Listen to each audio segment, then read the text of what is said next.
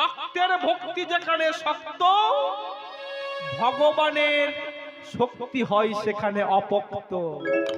কাল সকালে আমি তোমাকে বুঝিয়ে দেবো আমি তোমার কেমন। একটা গল্প মনে পড়ে গেল, বল। এই আমাদের পাড়ার একটা ছেলে, আমাদের পাড়ার একটা ছেলে, বাবার 5 কাঠা জমি নেই, কিন্তু রেলা। হরিবল হরিবল। তার জামা কাপড়ের যা বহ, হাতে আবার 4টে সোনার আংটি, বুঝলে। বাজারে গেছে, বাজারে গিয়ে বলছে এ মাছ কত করে?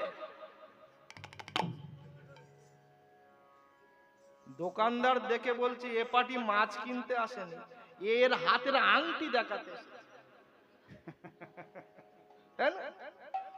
মাছ যদি কেনার হতো তাহলে বলতে এ মাছ কত? সে কি করছে, এ মাছ কত করে? হরি বল হরি বল। দোকানদার মনে মনে ভাবছে আমি কি কমতি আছি? তুই আংটি দেখাচ্ছিস আর আমি 1 সপ্তাহ আগে 2খানা সোনার দাঁত বাঁধিয়েছি,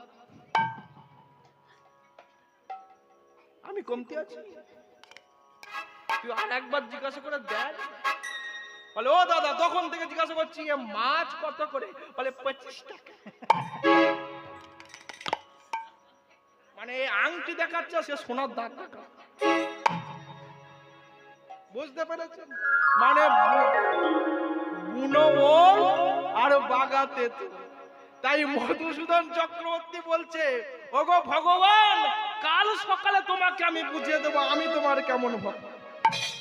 তুমি যদি হও বুনো ওল, আমি হব বাঘাতে।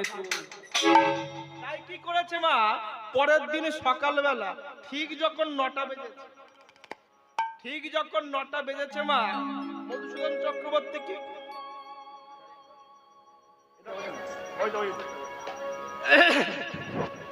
ভালো করে মাথায় বেঁধেছে মা পাগড়ি।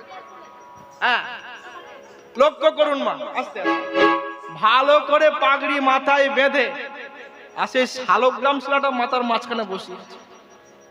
বসে আস্তে পিস্তে ভালো করে বেঁধেছে। ভালো করে বেঁধে কি করেছে মা, মাঠের মাঝখানে চলে গেছে। কেন না, যদি বজ্রপাত হয় আর গ্রামের মধ্যে থাকে তাহলে গ্রামবাসীর ক্ষতি হবে। তাই ফাঁকা মাঠের মাঝখানে সেই শালগ্রাম শিলাটাকে নিয়ে বন বন করে ঘুরছে।